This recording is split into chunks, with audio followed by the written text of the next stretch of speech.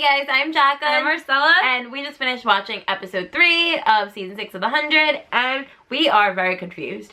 This episode was just a lot of information. It was pretty slow building, and I'm just confused. I just want to know more. Yeah. And I don't think we're going to know more until we watch the next episode, obviously. That's all. So I feel like we're in the normal place right now. I think that we do have some certain things that we could theorize about. Got to see a lot more of Sanctum and kind of building that world up in a way. And I think that Russell and Clark's relationship was really interesting. I actually liked Russell right now. I like him right now too. And I think that I think he still respects Clark as a leader. Yeah. Unfortunately, though, we had that whole thing when Jordan did tell them everything. But so that was really be where mad at Jordan, because Jordan is so innocent. Like, he doesn't know any better because he has very poor social skills. Yeah. He grew up with just his parents around. He doesn't know how to be in that kind of situation. So he was just trying to be friendly and try to tell a story and be like this fun person. And I thought that his relationship with that girl was really cute. I really enjoyed it. I thought they had really adorable moments, and the whole thing with like Delilah being a princess, and I just thought it was very sweet. And of course it was short-lived though, which we knew it was gonna be. But I'm excited to see more of what is gonna happen with the story surrounding it. Like, they took her because it seems like they want like the royal blood, which is Nightbloods, which is not so much different from Earth that we left, but you know.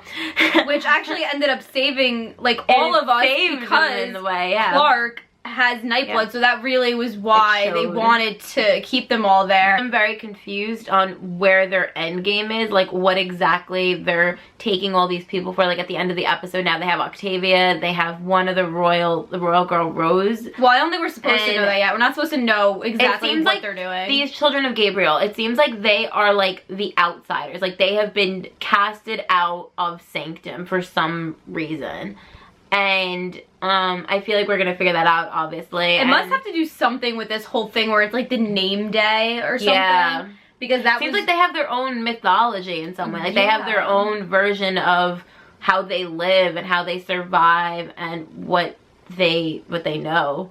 But I thought what was really interesting is in the beginning they called one of the children a host, didn't they? Yes, these hosts. Yeah, which is really weird. And there's something going on there as well. I feel like there's a lot of things we still don't know about Sanctum. And then the primals, or the prime. No, the primes. The primes are the people that rule, like Russell. It was the 4 families or something that ended up creating Sanctum or something like that. There's a lot of history to this place, which it's interesting, but it is very confusing. And I think that we just need to keep going to understand it in a way and get all the information. Yeah, I really loved Diyoza in this episode. I thought that she had some great lines, and I love that she's on our side, and I'm really interested in what the hell is gonna happen with her because they knew her immediately. She was in their history books under next to Hitler or some crazy shit like that. I am really interested to find out what that whole thing is about. How do they know about her?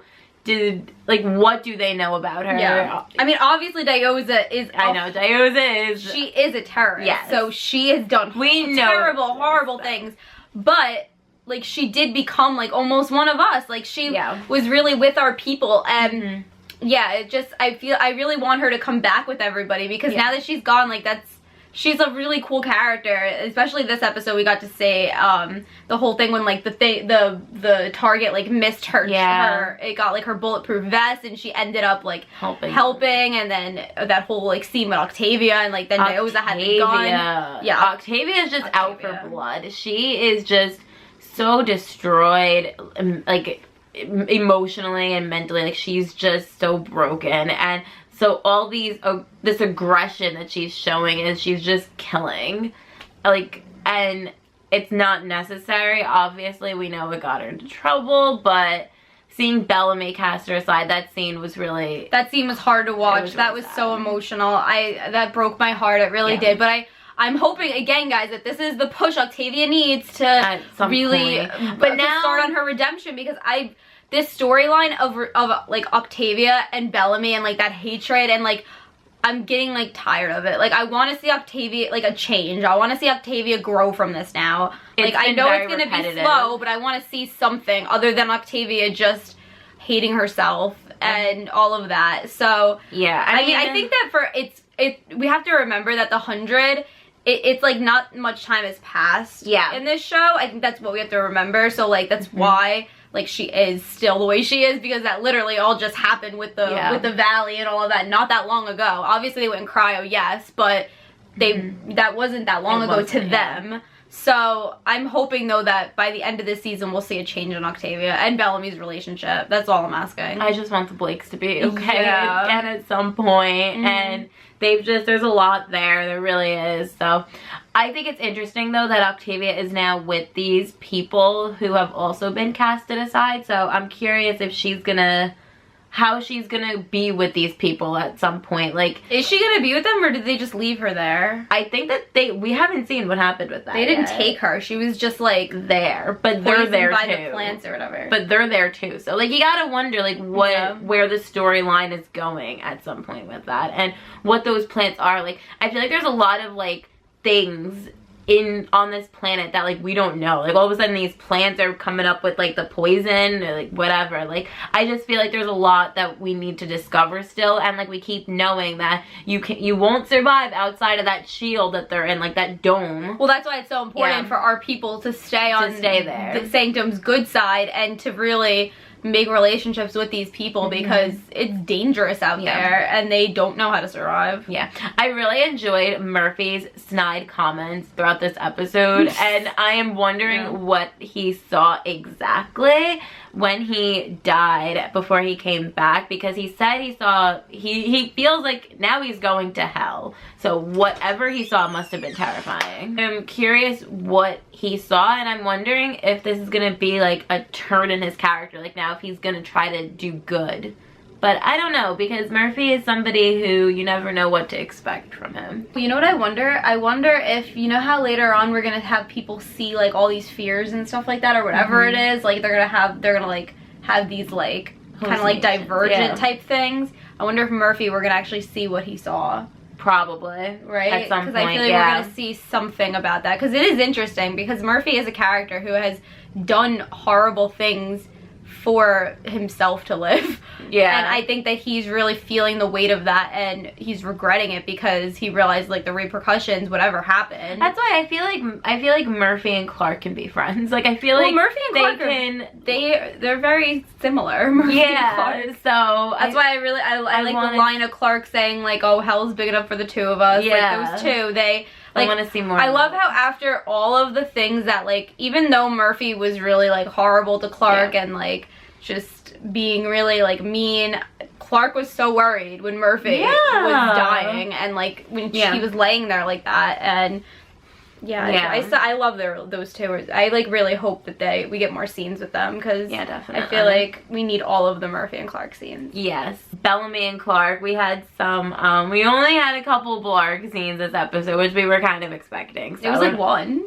Yeah. I really liked that moment though. It was so small, but I really liked how Bellamy gave that trust to Clark and was like, no, she could speak for all of us. I love how he put Raven in her place. I know. Raven again had that. And it's funny. It's funny because, you know, it's funny because when it comes down to it though, they all still wanted Clark to be like the one to put herself out there and to go and meet with them and talk to them, and like they're gonna be like, okay, you Clark, you go do that, but then they're gonna be like, they don't want Clark as a leader, like, but yet like hypocrites. Yeah, all of them. But like you could have all the responsibility. Like I love how Raven doesn't want the responsibility of being a leader, but she's gonna criticize Clark about her choices when Clark is the one who has all of that on her shoulders, and she's the one going there and trying to save all of their asses and keep them there. And in the end, guess what? You're all there because of Clark. And you better shut the fuck up, Raven, because I'm getting like so tired of her just like rolling her eyes in the corner. Like I really want a good storyline for Raven this season, because I'm at the point where like I don't like her, and I don't want that, because Raven is such a badass character, and I really just want to see that this season. And yeah, I haven't liked her this season at all. I think she's been super unlikable. We're all on Team Clark, honestly, and like I love that moment when she sat down and she was there with Russell, and that bitch Simone just kept like criticizing her and saying all these things. I mean, like, yeah, like a lot of them was true, but still, like, it was just very rude the way that she was like interrogated when she was sitting there trying to eat food. And I like that moment when Clark was just like, I was doing it for the people that I love. And I really appreciated how that moment where she tells them, like, it was for my people, and they're like, oh, well, you know, would you do it differently? Like, do you regret it or whatever? And she doesn't, because her people are alive because of those decisions. Exactly. And those weren't easy decisions, and they still weigh on her, like, every day. I feel like the people of Sanctum would also make those decisions for each other. Like, everybody is so quick to judge Clark on what she did, but if it came down to it, with their people, they would do the exact same thing. Exactly. So I'm interested to see what happens. I hope that Bellamy and Clark actually talk about what happened in episode 2, because we saw Bellamy apologize for it to Murphy. Well, you know, I really like to see them talk about how Clark stabbed him and how he choked her and how he said that he didn't need her anymore. I just feel like there's a lot they need to discuss, and we're not gonna get that, so just don't even get your hopes up. I mean, we got the radio, so you never know. Maybe they're waiting for all of that to explode in an emotional scene at some point later on this season. Could be. I hope so, because I feel like these are all things that need to be discussed, and I'm so fucking tired of all this shit being blown under the rug. Like, talk. Damn it, talk. Alright, I think that was pretty much it. Whatever we didn't talk about, we'll cover when we go live with Ellen reactions and Simple reactions.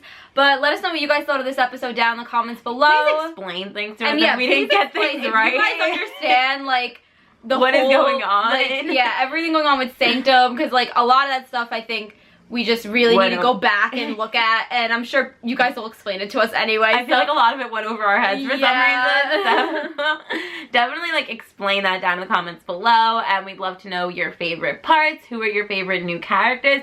I'm actually very interested in Russell. I like him. We like J.R. Bourne because we knew him from Teen Wolf, but I like him as a character, and I feel like he's very interesting, and I'm excited to learn more for sure. So yeah, we'd love to know some of your thoughts and your predictions down in the comments below. And we will see you guys this weekend when we go live. Make sure you keep your notifications on, and our social media is all posted down in the description bar below. Thank you for watching. Thanks for watching. Bye!